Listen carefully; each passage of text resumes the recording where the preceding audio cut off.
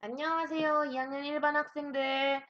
오늘도 온라인 역사 수업 시작해 보도록 하겠습니다. 지난 시간에 우리 2학년 1반이 진도가 좀 늦다 보니까 약간 어정쩡한 부분에서 끝났는데 요거 빈칸 선생님이 안 불러줬잖아요. 요거 답을 적으면서 지난 시간 복습 먼저 해볼게요. 우리가 지난 시간에 이제 무신 정권 시기에 나타났던 여러 가지 이제 밀란들에 대한 내용을 정리하면서요.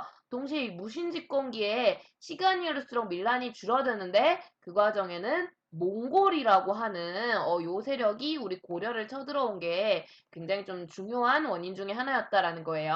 자, 그래서 13세기 이 몽골이라고 불리는 세력이 새롭게 성장을 했다라고 얘기를 했었죠. 자, 이 몽골이 어쩌다 성장을 했냐? 리더를 아주 잘 만났다는 거야. 이 흔히 징기스칸이라고 불리는 쌤 이름 너무 집착 안 해도 된다고 했어요. 징기스칸이라고 불리는 이 사람이 몽골 부족을 통일하면서 몽골 제국이라는 나라를 수립하게 됐고요. 특히 기마병으로 무장했던 몽골 세력은 급격하게 영토를 팽창하면서 세력이 성장하기 시작합니다. 그래서 이 과정에서 몽골이 중국으로 진출을 하고 화복지방이라고 불리는 중국 북부에 위치했던 금나라, 여진의 금나라와 충돌을 하게 되는데요. 자, 급격하게 금나라의 세력이 약화됐다라고 얘기했었죠. 그래서 이 과정에서 당시 금나라에게 지배를 받고 있던 거란이 이 기회다라고 하면서 자기들의 원래 나라, 요 나라를 복구하려는 시도를 했어요. 그래서 금이랑 몽골이 막 치고받고 싸울 때 우리가 어부지리로 이익을 얻어보자 했었는데 문제는 예상보다 이 금나라가 너무 빠르게 멸망을 했다라는 거고요. 그래서 이 금나라에게 승리했던 몽골이 금에 이어서 거란 세력까지 정리를 하기 위해 공격을 하기 시작합니다. 그래서 아직 거란이 나라다운 나라를 정비하지 못했는데 이제 몽골이 공격을 하니까 급하게 후퇴를 하기 시작하는 거예요. 이 후퇴 과정에서 고려 국경지대까지 접근을 하게 됐다라는 거고요. 근데 이제 문제는 이 고려 국경지대에 접근했던 거란이 얌전히 안 있고 고려의 국경을 약탈하는 등의 굉장히 문제 상황을 일으키게 돼요. 그래서 고려와 갈등을 하게 되면서 둘 사이에 전투가 벌어졌다라는 거고요. 근데 바로 이 뒤를 이어서 몽골 세력이 이 전투에 참여를 하게 되면서 고려와 몽골 사이에 연합이 만들어졌다라고 했죠. 이 동맹 세력을 여몽 연합군이라고 부른다고 했었고요.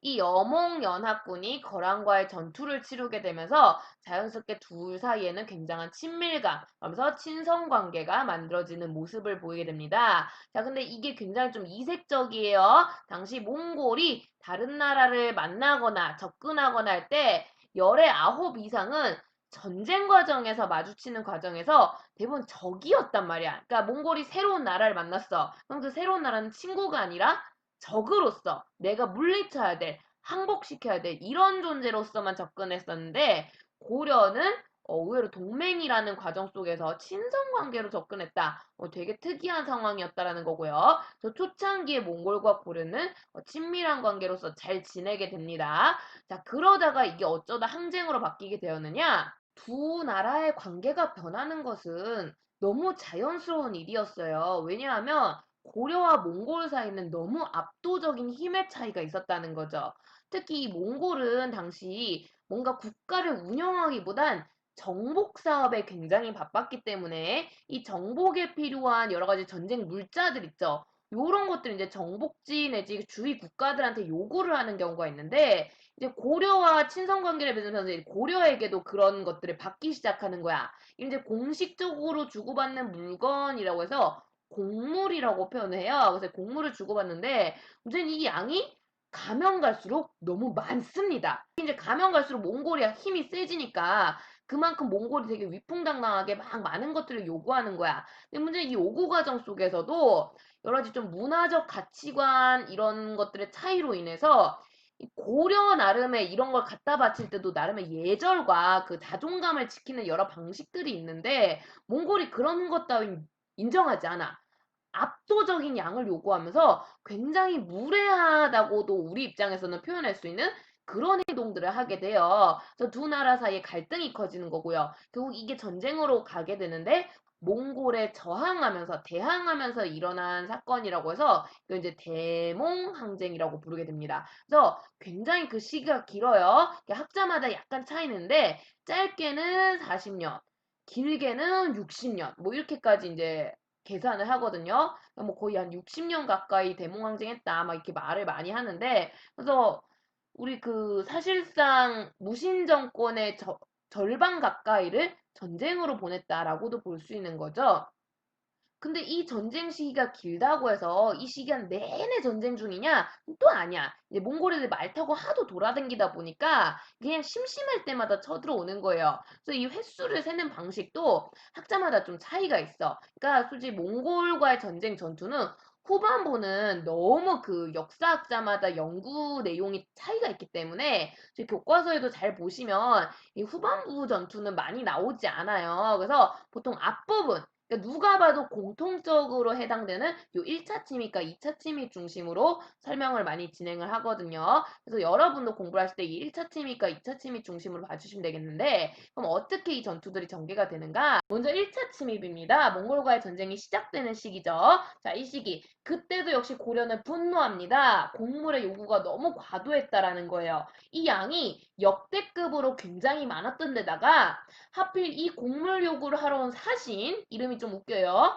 저고여라고 불리는데, 이 몽골 이름을 한자식으로 번역해서 우리식으로 다시 해석해서 그래. 그래서 이 저고여라는 사신이 굉장히 예의 없는 태도로 무례하게 우리에게 공모를 요구하고 갑니다. 그러니까 자연스럽게 우리도 정도 것이지 또 굉장히 싸가지가 없단 말이야. 그러면서 좀 약간의 갈등이 벌어지는 일이 생겨요. 근데 이 갈등이 벌어진 상황에서 저고여가 그냥 멀쩡하게 몽골로 돌아가서 아 고려 애들이 좀 이런 거 싫어하더라 이렇게 말을 전하면 다행인데 하필 이놈이 국경 지역에서 하필 국경 지역에서 암살을 당해. 이걸 이제 저고요 암살 사건, 뭐 저고요 피살 사건, 뭐 이런 식으로 많이 이제 책에 따라서 불리게 되는데, 그러니까 사신이 죽었잖아요. 나라를 대표하는 황제의 말을 이제 전하러 온 사신이 죽다 보니까 몽골에서 굉장히 분노를 하게 되고요. 이걸 그냥 넘어갈 수 없다. 저고에는 고려가 죽인 것이 아니냐. 안 그래도 저고이랑 좀 말다툼이 있었다던데 이렇게 된 거야. 그러면서 고려한테 책임을 물어요. 근데 정말 고려가 이 저고해를 죽었느냐? 몰라. 이게 아직도 이제 미해결 사건이거든. 우리가 타임머신이 있지 않는 한 확인이 안 되는데 국경지대다 보니까 해석이 다양할 수 있다는 거지. 고려가 죽였다라고도 볼 수 있는 거고요. 아니면 이제 여진이나 거란 아직 살아남은 잔당 세력이 몽골하고 고려사를 이간질하기 위해서 뭐 암살한 걸 수도 있고 경우의 수는 굉장히 다양한데요. 하지만 어쨌든 고려 땅에서 몽골 사신이 죽었기 때문에 몽골은 고려에게 책임을 묻게 됩니다. 그래서 몽골은 이 기회에 고려의 길을 팍 죽여야겠다 하고 이제 군대를 이끌고 오는데 그게 1231년에 있었던 일이거든요. 근데 어이없게도 이 몽골군이 침입한 지역에 하필 또 고려가 좀 방비를 잘했나 봐. 이 귀주성 전투, 충주성 전투에서 연달아 고려가 승리를 하게 됩니다. 이 몽골 입장에서 이게 상당히 난감해지는 거야. 그러면서 와, 이 고려 장난 아니네. 고려 확실하게 이때 기 안 눌러놓으면 큰일 나겠네 하면서 아니 우리 사신을 죽인 걸로 모자라 우리 군대를 공격을 해. 그래서 이제 몽골이 분노, 불만, 여러 가지 위협을 느끼게 되는 거고요. 대규모 군대를 이끌고 와서 고려를 한 방에 제압을 빡 해버려야겠다. 그래서 몽골이 얼마나 무서운지를 고려에게 보여줘야겠다. 이렇게 되는 거고요. 우리 앞에서 계속 반복하면서 봤지만 전쟁에서 확실하게 힘의 우위를 보여줄 때, 특히 빨리 전투를 끝낼 때 핵심 지역을 공격하는 게 좋거든. 고려 입장에서 가장 중요한 핵심 지역 어디일까? 항상 그렇듯이 수도입니다. 수도. 그래서 몽골군이 수도 개경을 포위를 하게 되는 거고요. 수도가 포위당하면서 왕이 사로잡히게 생겼단 말이야. 고려에서 되게 위기감이 커지는 거지. 물론 당시 권력자들은 무신입니다만 특히 아마 이때가 최후가 권력을 잡았던 시기일 거예요. 근데 최후지만 어쨌든 상징적으로 나라의 주인은 왕이잖아. 근데 이 왕이 체포가 되면 상당히 곤란해진단 말이야. 그러면서 이제 사건도 워낙 고려 입장에서도 억울하다고 할 수도 있는 부분도 있었기 때문에 여러 가지 이제 회담을 가지게 되면서 고려는 몽골과 화친, 그러니까 쉽게 말하면 항복이죠. 항복을 결정을 하게 되는 거고요. 여기에 대해서 이제 몽골군이 그럼 고려야 니네가 과연 우리를 정말 충성을 다하는지 우리를 배신하지 않는지 믿음을 다지기 위해서 내가 감시자를 남겨놓겠다 하면서 회군을 해요. 이 감시자들을 다루가치라고 해. 몽골의 관리들이에요. 그래서 이름이 좀 특이하죠. 다루가치. 몽골어라서 그래요. 그래서 이 다루가치라고 불리는 몽골 관리들이 남아서 고려를 감시하게 되는데요. 근데 문제는 얘네가 감시만 하면 다행인데 어느 순간부터 이제 다루가치는 몽골이라는 백을 이용해서 고려에게 이제 감나라, 배나라 간섭을 하기 시작하는 거야. 이런 걸 이제 우리 내부 정치에 간섭한다고 해서 내정 간섭이라고 부르는데 감시만 해도 고려 입장에서 되게 기분 나쁜 일이에요. 특히 무신 정권 입장에서는. 근데 여기에 더해서 내정 간섭까지 이루어지게 되니까 결국 이 몽골의 내정 간섭이 고려 입장에서는 굉장히 대규모 분노를 낳게 되는 거고요. 무신은 이제 싸우는 거에 대한 자신감이 있는 세력이란 말이야. 그 상황에서 이제 내정 간섭이라는 굉장히 치욕적인 일을 당하니까 참을 수가 없다라는 거지. 그래서 당대 권력자였던 최후가 결국 우리의 내정 간섭을 하고 있던 다루가치를 살해를 하게 되는 거고요. 그러면서 고려는 쉽사리 몽골에게 항복하지 않겠다라면서 이제 전쟁을 선언하게 돼요. 근데 우리 앞에서도 봤지만 수도가 뚫려버리면 전쟁을 하고 싶어도 좀 많이 곤란해지거든. 그러다 보니까 고려가 안 뚫릴 만한 곳으로 수도를 옮기는 거야. 그게 어디야? 우리 앞에 배웠죠? 그게 강화도가 되는 거고요. 그러니까 몽골 애들이 이제 말 타고 오니까 말이 못 뚫는 곳으로 가면은 우리 수도가 함부로 뚫리지 않을 것이고 수도에서 왕만 잘 지켜낸다면 우리 고려가 끝까지 항쟁을 할 수 있다라는 거지. 그래서 이 강화도천도 요게 이제 진짜 고려가 몽골과 저항하려고 하는구나, 싸우려고 하는구나라는 걸 상징적으로 보여주는 행동이다라고 보시면 되겠고요. 그래서 육지에 있는 모든 백성들이 죽는 한이 있더라도 대몽항쟁의 의지를 꺾지 않겠다. 몽골에게 이제 이런 의지를 보여주게 됩니다. 고려가 이 강화도 천도를 통해서. 그러니까 몽골도 가만히 있을 수 없겠죠. 특히 앞에 사신 하나 죽었다고 쳐들어온 몽골이에요. 다루가치가 이때 한 50명 정도 되거든요. 다 죽어요. 그래가지고 이걸 보고 열받았던 몽골이 침략을 하게 되고요. 고려가 이제 여기에 대해서 항쟁을 하게 되는데요.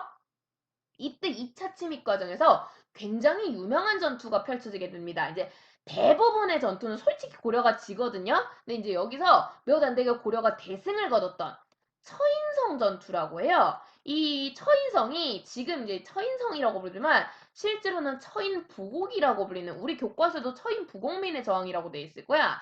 부곡이라고 불리는 우리 향소부곡 가장 고려 지방 그 제도 중에 낮은 지역이죠. 그러니까 여기 낮은 지역이니까 백성들을 제대로 안 보살피는 거야. 어차피 뭐 지위 높은 사람 위주로 챙기니까 이 낮은 애들은 잘 챙겨지지가 않는 거죠. 그래서 이 부국민들이 사실상 거의 버림받다시피 이제 내버려둬진 상태였거든요.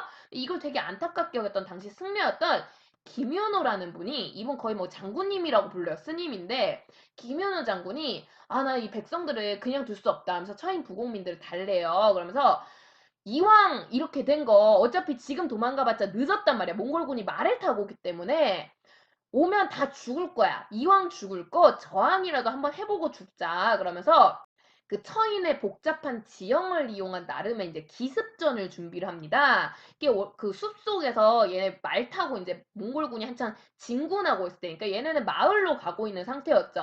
그 마을 앞에 있는 산에 얘네가 이제 매복을 해가지고는 대기를 하고 있던 거야. 근데 여러분 그 전쟁 영화 같은 데 보면 많이 보면 알겠지만 이 군대가 보통 진군을 할때 전투를 할 때는 대장이 뒤에 숨어 있거든요.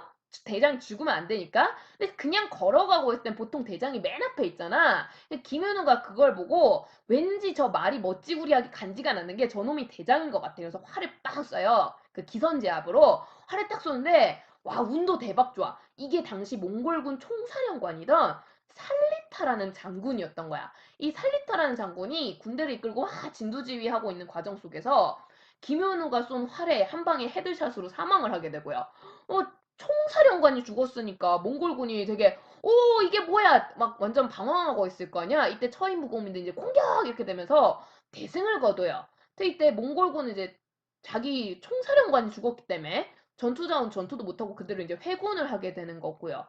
또한 그 몽골의 내부 사정 때문에 당시에 잠시 군대가 오는 게 이제 미뤄지게 됩니다. 그러면서 굉장히 대승을 거뒀던 유명한 전투인데요. 물론 그 이후에 대부분의 전투는 우리가 밟힙니다만 워낙 상징적인 전투다 보니까 이게 되게 유명해요. 그래서 김윤호 장군이 살리타라고 불리는 몽골군의 총사령관을 한 방에 킬링했던 그러한 유명한 전투 처인성 전투고요. 참고로 이 전투에 대한 승리의 보답으로 강화도에 있던 이제 고려 정부가 김윤호한테 상을 주려고 해요. 근데 이 김윤호가 이 전투는 내가 잘했다기보다는 서인 부국민들의 공이 크다 하면서 얘들한테 상을 줘라라고 이제 요청을 하게 되고요. 그 결과 서인 부국이라고 불렸던 이 지역이 현으로 승격을 하게 되거든.